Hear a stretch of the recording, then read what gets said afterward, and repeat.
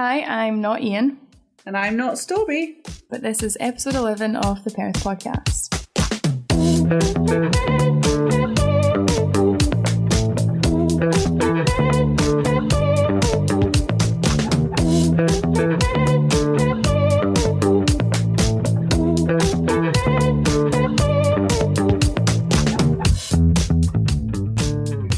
March 8th was International Women's Day, and to honour that, Ian and Stoby have invited myself and Lucy along to record this episode of Perth Podcast. I will be talking about upcoming events in Perth relating to Women's Month. Hearing live music from local band Longstay. Don't forget Mother's Day. You'll be finding out a little bit about who we are, what we do, and why we do it.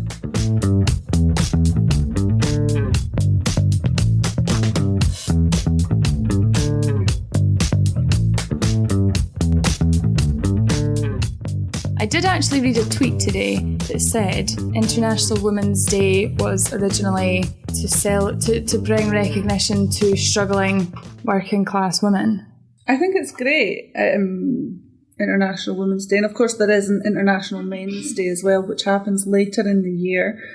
But it's the one day of the year where women especially all come together and support each other, and I think there needs to be a lot more of that in the world. Yeah. I've actually seen quite a lot of women on social media. They put up a post on International Women's Day and they all gave a bit about themselves, which is not something that you would usually do. They were recognising themselves as an incredible woman, their achievements, highlighting their own achievements, which isn't something that you do for yourself.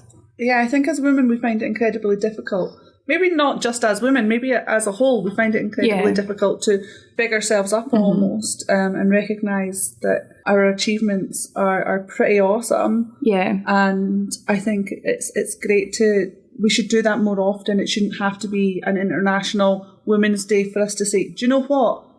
This is what pretty I've achieved. amazing. Yeah. Because I think there's something, I mean, you know, that you hear the word empowering quite a lot. But what does it mean? What does it do for you? Yeah. It is just the word that gets said a lot. But I think going on to social media on the 8th of March there and seeing kind of I obviously follow a lot of women on social media, and you're going through and it is quite empowering to see all of these women call out their own achievements and their own success, whether it be big, whether it be small, whether it be huge compared to yours or tiny. And I think it definitely encourages me to stand back and say, this is what I've done.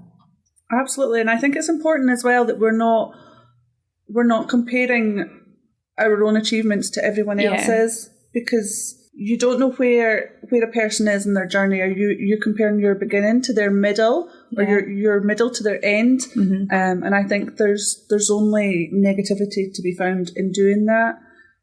So I think International Women's Day really encourages just looking at yourself. Yeah.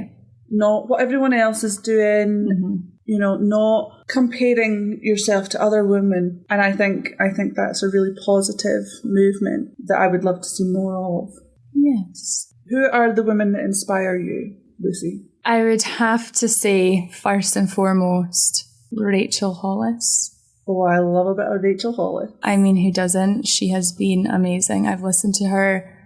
The first book she did, Girl Wash Your Face. Well, not the first one, but the first one about her life, Girl Wash Your Face. I've listened to that probably 4 or 5 times now. Because if you know me, you know that I do not read, and it's got to be on Audible if I'm going to listen to it. Yeah, I started listening to her book, and it was just, like you said about Barefoot, it was life-changing. Hearing somebody talk about their life and their experiences, some of which are totally alien to me, but the way that she felt about them at the time and looks at them now reflects how I feel and look at things I've been through. And again, she's been through things similar to me, but we see them in completely different ways. And it was almost her kind of speaking into your headphones was like having this conversation with somebody who gets you. It was awesome. Another woman that inspires me, it's actually her birthday today. She passed away a few years ago. And when I was in Canada, I was a nanny to her 2 grandkids. Okay. So her daughter Britt is a good friend of mine, and her mum Andre was just an incredible woman. She did amazing things for their hometown to do with getting kids into sports, skiing. She built a soccer pitch. Just a really, really cool lady. Amazing. Yeah. Very determined to better the community and open up loads of opportunities, mainly in sport, for young people coming through. We should absolutely be celebrating women like that all over the world. Yes. Who inspires you? I find inspiration in the smallest things. So there's no one person that inspires me. I am inspired by every woman who has wanted more, every woman who has had to overcome something but come out fighting, every woman who has refused to accept no for an answer, every woman who has had a journey. I find inspiration in everyone. I think everyone has a story and there's inspiration to be found in everyone. Mm-hmm. I'm inspired by us, Lucy, overcoming our fears of doing podcasts. I'm really in awe of myself right now. Wow. So I love how you have absolutely embodied fierce. I think of fierce and it's you. You are your business and your business is you. And I really like how that's happened. Tell me a bit about that. Yeah, so, well, initially when I was doing like freelance digital marketing for some people, I wasn't even thinking about branding it at all. Like, this wasn't going to be a business. I was an apprentice and I realised that my services were useful to business owners in Perth. And then I was getting recommended to more businesses and it was growing. And then I thought, right, I said to my friend who's a graphic designer, Lucy Ross Design, I'd said, I want a business card because why not expand my clients? And I didn't want it to be branded as Lucy Grant. Yeah. I wanted something different. But I mean, to sit and try and think of a name for a business is not easy, especially when you want it to reflect you and you're like, how do I reflect myself plus my work in one word? Like, it's really hard. I sat on it for probably a couple of weeks and I remembered that when I was working in a pub, and still do have banter just go over the top of my head, like some of the like from the staff, from the boss, from the customers, and it was like old man chat as well. I just didn't get it. And folk would laugh at me because I would just have this deadpan expression half the time.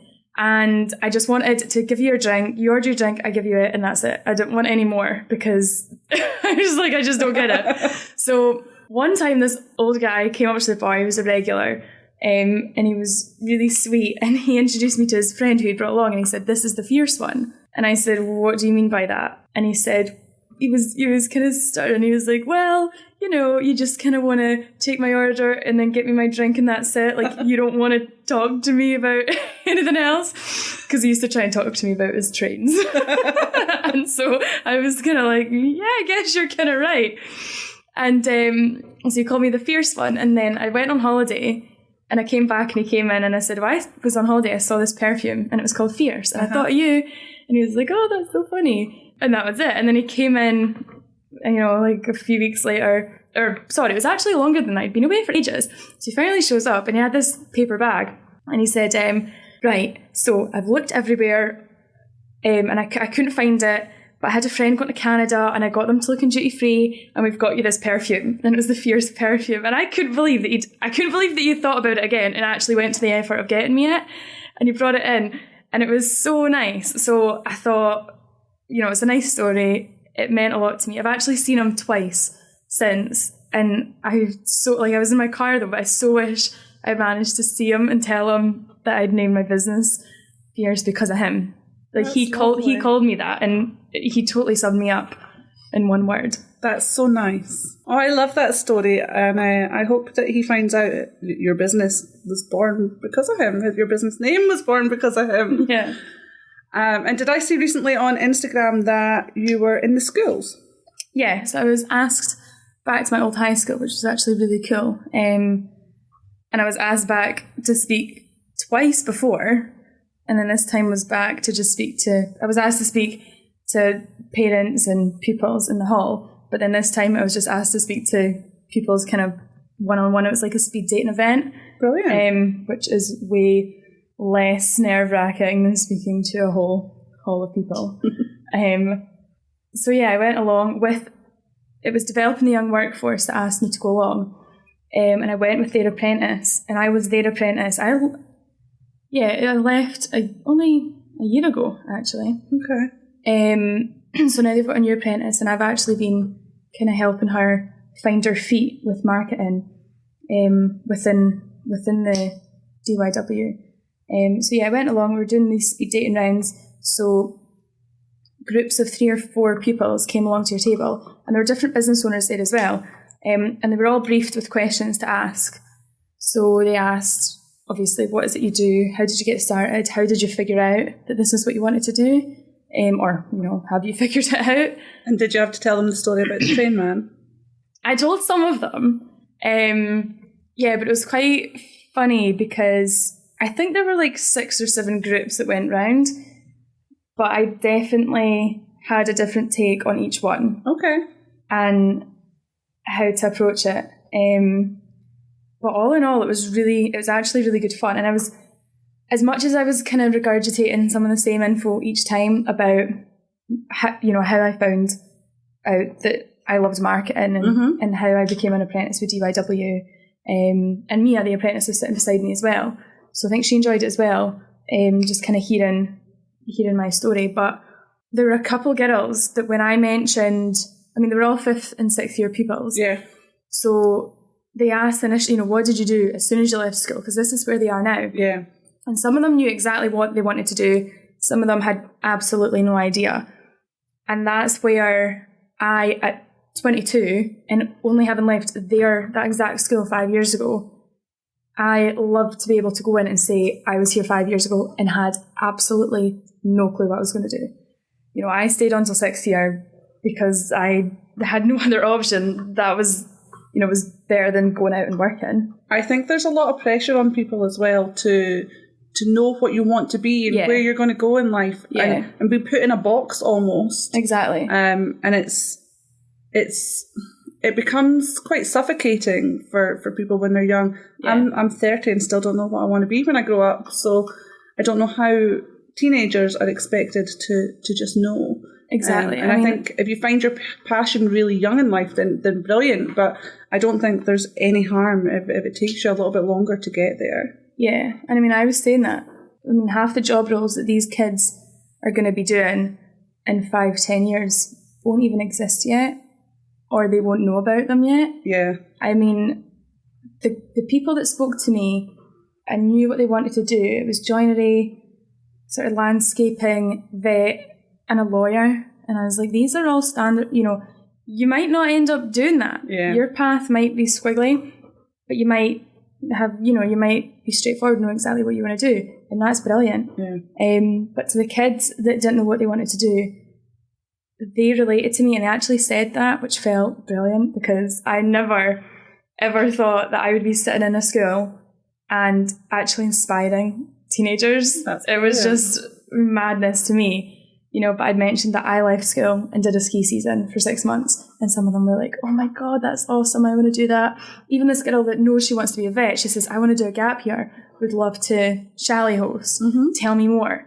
So, it's not even just helping them figure out what they want to do, because you can't do that, but helping them on their journey there. Yeah.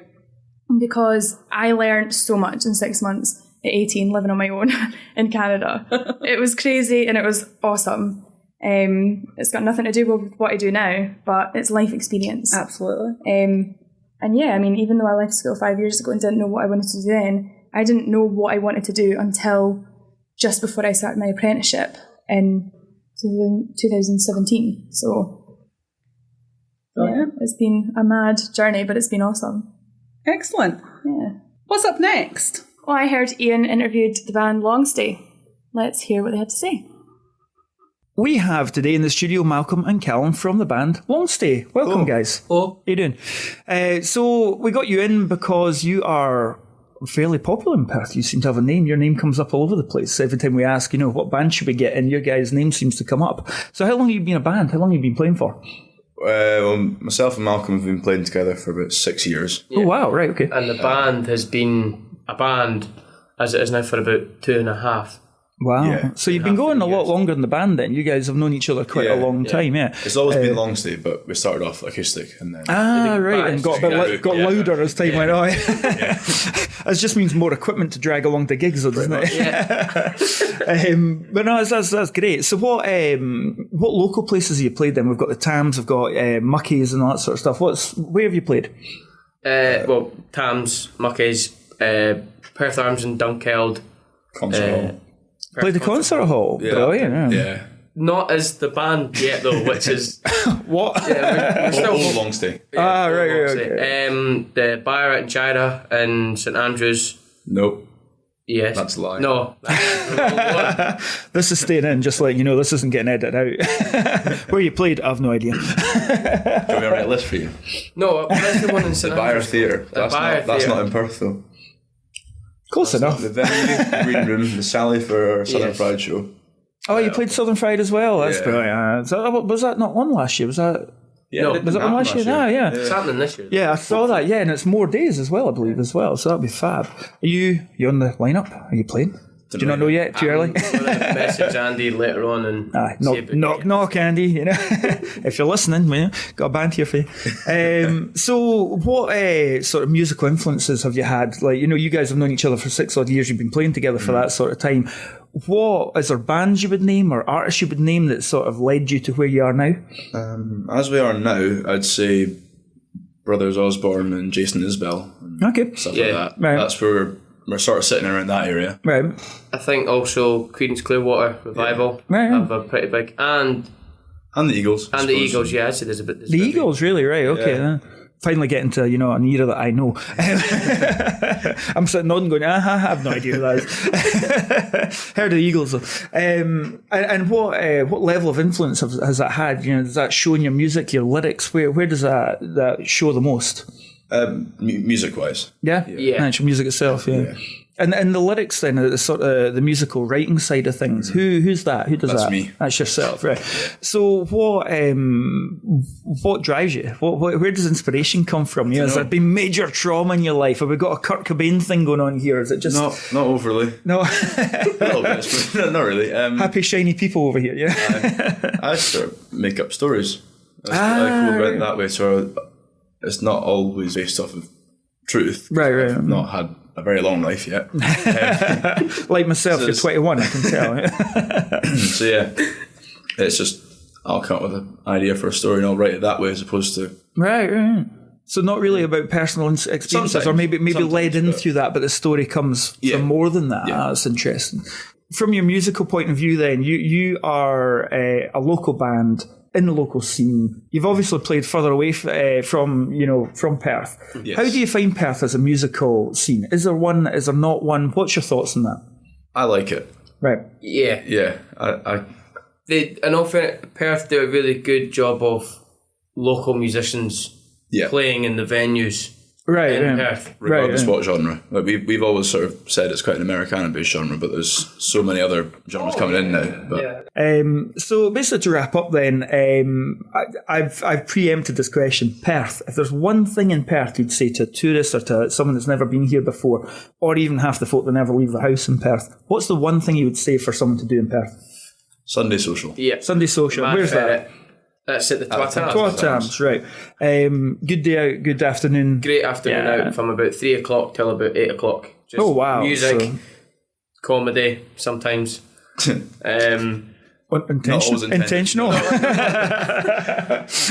well, there might be, because it is an open mic, so technically there could be. And I suppose at night, the Norrie Miller Walk. Yes, yeah.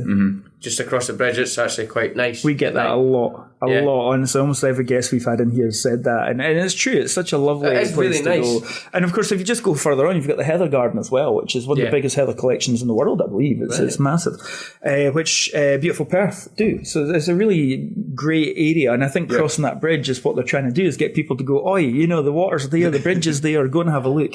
What I think we'll do now is have a quick pause, and you can grab your instruments, and we'll maybe try some live stuff. Where's the best place to find out where you're playing, guys? Like Facebook or website? All of those places. Facebook or website. Instagram. Yeah. Twitter. Yeah. Perfect. You might want to tell folk where we're playing. That'd be smart. Yeah. Festival-wise, the next one we've got coming up is Mull Festival. So that's on last weekend of April. Yeah. That's a great weekend. And then after that, I believe it's Belladrum on the Trailer Trash stage. Possibly. Towards the end of August. We'll link to all them on the page when we go live. Grand. So I believe you're going to play something live for us now. We're going to try, yeah. No promises. This is a song called Memphis, which is coming out on the 27th of March. Yeah. Excellent. Yeah. Fire away. He wakes up in the village, staring at the sea. The fishing boats are coming home. He's looking for more and the answer.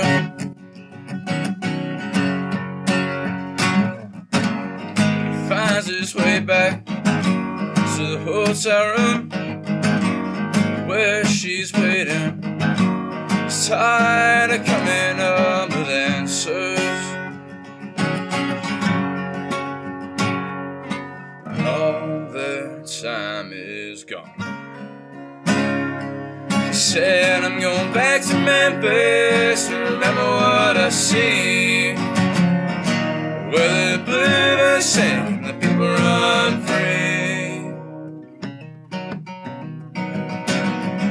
Dusk is waiting outside the door, and he's left her crying on the floor in anger.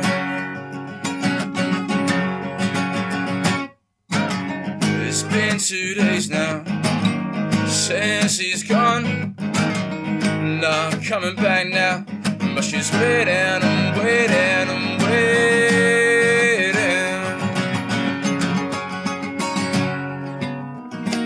Didn't take too long.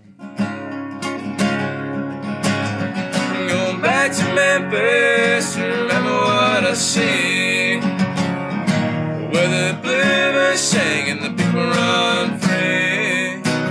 Not coming home tomorrow, I'll be in Tennessee.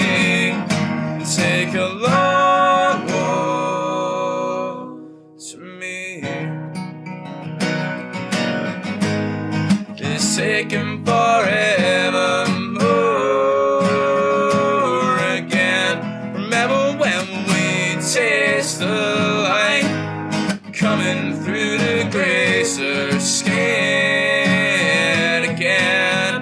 Oh, and oh, and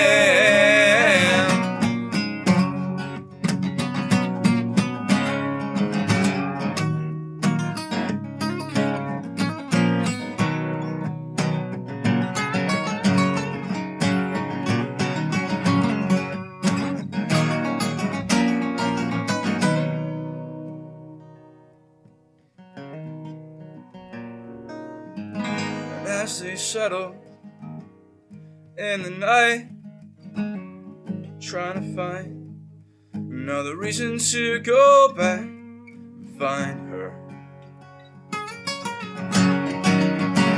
Oh, I'm going back to Memphis to remember what I see, where the bluebirds sing and the people run free.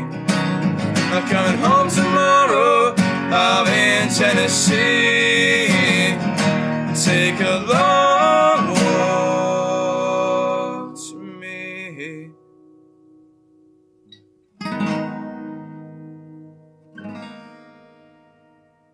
Well, I suppose we better talk about upcoming events in Perth. What have you got on? Well, I actually have tickets this Friday to go and see The Importance of Being Earnest at the theatre. I'm really excited, actually. I got the tickets ages ago, but I have recently been informed that Karen Dunbar from Chewing the Fat is in it, so that's going to be great. And I actually was reading an interview with Karen Dunbar talking about where she'd got her inspiration for the role and what she was going to bring to it, so I think it's going to be excellent. I'm going with my friend on Friday night, so that's running at Perth Theatre until the 21st of March. And yeah, it's going to be brilliant, I'm sure. What else is happening in Perth? Yeah, there's actually this Muck Maiden event at Comrie Croft, a play on their usual event, Muck Maiden. It's mountain biking coaching. It's a guided tour directed at women. It's on the 29th of March, and it's only £15 to go along, and you don't need to be an experienced enduro rider. It's obviously affordable, and they've done it for a few years, and their feedback's been brilliant. Women come away and they've made friends at the events that they've gone to in the past, and then obviously made a biking buddy out of it. So it sounds like a really, really good event. Sounds brilliant. Yeah. There's also this month, it's Arabella Weir, Does My Mum Loom Big in This? Now, I'm not actually going to this one, but I wish I was. It looks amazing. It just looks like it's so funny. I've actually seen Arabella before at the Edinburgh Fringe, and she's hilarious. She's so good. She commands the stage. She's just fantastic. And this show is her talking about dysfunctional childhood, her perilous career, and life as a single working mother, which I totally relate to. Oh yeah. So I wish I had tickets, and it's just going to be really funny. I'm dead jealous of everyone that's getting to go. So that's on the 28th of March, and it's at Horsecross. Another event coming up, a biking event as well, on the 24th of March, is hosted by Scotland All Strong and the Bike Station, who are a local bike shop in Perth. So they've teamed up to run a series of guided rides for everyone 16 and aboves. It's on cycle paths over the winter in the evenings, and it's free to come along to. They're basically aiming to get people along and encourage you to build up your fitness and your well-being over the winter, which, in the winter especially, you're not always feeling encouraged to get out and get fit. So I think this is a really, really good event. That sounds great. And if you don't actually know much about the Bike Station, I love what they do. They're based on the old High Street in Perth, and you can take in your old bikes, and it doesn't matter if they're broken, they will do them all up and sell them on second hand to families who maybe can't afford to go and get bikes from Halfords. It's brilliant, and actually I love just going in and seeing some of the really old bikes that they've got in the store, and having a chat to the guys, and you'll never believe. So I took in Connor's bike one day, and I was like, guys, please help me, this bike, I can't get the brakes to work on this bike. And he was like, okay, who built the bike? I says, I built it. Very proud, by the way. Built a bike all by myself. He says, well, the first problem is the wheel's on back to front. And I was like, it's a wheel. Does it have a certain, apparently there's a certain way the wheel is supposed to go. So yeah, they're great. And the brakes work now. And the brakes work now, yes. They work now. But, yeah. And let's not forget that on the 22nd of March, there's a very special day coming up. What could that be? What could that be, Lucy? I don't know. Tell me. Mother's Day! Yeah, I actually do have a shameless plug to put in here. My PT, the newest gym in Perth, Kevin Cuthbert, is actually going to start gift vouchers, especially for Mother's Day. Brilliant. So if you're needing a gift and you're not afraid to tell your mum to get her butt into gear, get down to Kevin's. It's awesome. I am panicking about Mother's Day because my mum doesn't like chocolates, jewellery, flowers, leaving the house. Oh. Any nice things. What do you get a person like that? I'm thinking I might take her out to dinner. But she doesn't like leaving the house. No, but if I buy a voucher for dinner, she will feel obliged. Yeah, I see. She will hate the whole evening, but she will come. See, I would just vote for takeout. Chips and curry sauce. Treat her right. I know exactly what I'm going to do for my mum. What are you giving your mum? Because I bought her a spa day at Fonab for her birthday in November. Nice. But I have been way too busy to go with her. So I'm just going to book it and then tell her, Happy Mother's Day. I booked the spa day, so now let's go. And hopefully she just doesn't notice that I already gave it to her because I've not had time to. #regift. Yeah. It's a bit late for a birthday present, isn't it? Can I come too? Why not? I love Bring your spa mum. day. Oh, well. I guess we're super lucky in Perth because there's so many nice restaurants. Yeah. Whether you prefer lunch or a later evening dinner. I mean, Mother's Day afternoon teas, breakfast, brunch. Yeah. Oh, I love an afternoon tea. Oh, maybe me and Connor will go for afternoon tea. That'll be his treat to me. You might need to drop the hint to him. I might have to pay for it also. You will. How old is Connor now? 12. Yeah. Lucy, I think that's us coming to the end of our time here today. I can't believe how fast it's gone. I know. I'm actually glad it's over. Having this be my first podcast ever, I don't want to say that I wouldn't do it again, but right now it's kind of looking like that. But I think it went well. I can stop hyperventilating now. Oh my God, I know.